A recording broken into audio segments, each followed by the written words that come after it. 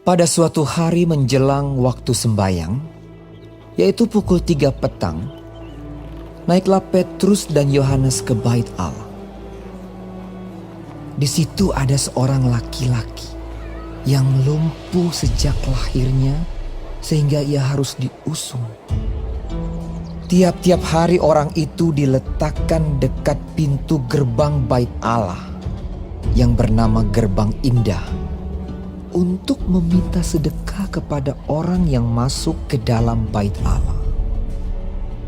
Ketika orang itu melihat bahwa Petrus dan Yohanes hendak masuk ke bait Allah, ia meminta sedekah. Mereka menatap dia dan Petrus berkata, "Lihatlah kepada kami."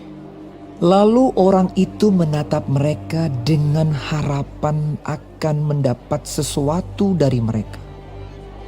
Tetapi Petrus berkata, "Emas dan perak tidak ada padaku.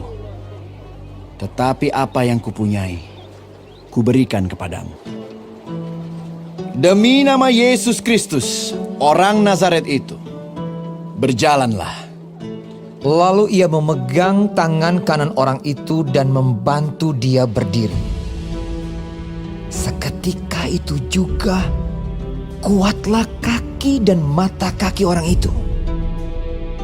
Ia melonjak berdiri lalu berjalan kian kemari dan mengikuti mereka ke dalam bait Allah. Berjalan dan melompat-lompat serta memuji Allah. Seluruh rakyat itu melihat dia berjalan sambil memuji Allah. Lalu mereka mengenal dia sebagai orang yang biasanya duduk meminta sedekah di gerbang indah bait Allah. Sehingga mereka takjub dan tercengang tentang apa yang telah terjadi padanya.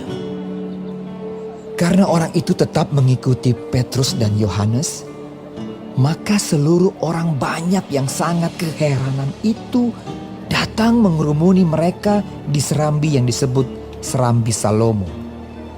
Petrus melihat orang banyak itu lalu berkata, "Hai orang Israel, mengapa kamu heran tentang kejadian itu? Dan mengapa kamu menatap kami seolah-olah kami membuat orang ini berjalan karena kuasa atau kesalehan kami sendiri? Allah Abraham, Ishak dan Yakub, Allah nenek moyang kita telah memuliakan hambanya, yaitu Yesus yang kamu serahkan dan tolak di depan Pilatus. Walaupun Pilatus berpendapat bahwa ia harus dilepaskan, tetapi kamu telah menolak yang kudus dan benar, serta menghendaki seorang pembunuh sebagai hadiahmu. Demikianlah ia, pemimpin kepada hidup, telah kamu bunuh. Tetapi Allah telah membangkitkan dia dari antara orang mati. Dan tentang hal itu, kami adalah saksi. Dan karena kepercayaan dalam nama Yesus, maka nama itu telah menguatkan orang yang kamu lihat dan kamu kenal ini. Dan kepercayaan itu telah memberi kesembuhan kepada orang ini di depan kamu semua. Hai saudara-saudara, aku tahu bahwa kamu telah berbuat demikian karena ketidaktahuan, sama seperti semua pemimpin kamu. Tetapi dengan jalan demikian, Allah telah menggenapi apa yang telah difirmankannya dahulu dengan perantaraan nabi-nabinya, yaitu bahwa Mesias yang diutusnya harus menderita.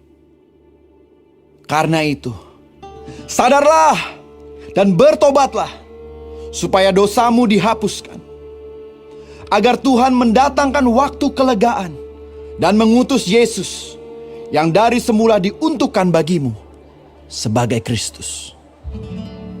Kristus itu harus tinggal di sorga sampai waktu pemulihan segala sesuatu, seperti yang difirmankan Allah dengan perantaraan nabi-nabinya yang kudus di zaman dahulu. Bukankah telah dikatakan Musa, Tuhan Allah akan membangkitkan bagimu seorang nabi dari antara saudara-saudaramu, sama seperti aku. Dengarkanlah dia dalam segala sesuatu yang akan dikatakannya kepadamu. Dan akan terjadi bahwa semua orang yang tidak mendengarkan nabi itu akan dibasmi dari umat kita. Dan semua nabi yang pernah berbicara, mulai dari Samuel dan sesudah dia, telah bernubuat tentang zaman ini. Kamulah yang mewarisi nubuat-nubuat itu dan mendapat bagian dalam perjanjian yang telah diadakan Allah dengan nenek moyang kita ketika Ia berfirman kepada Abraham, "Oleh keturunanmu, semua bangsa di muka bumi akan diberkati."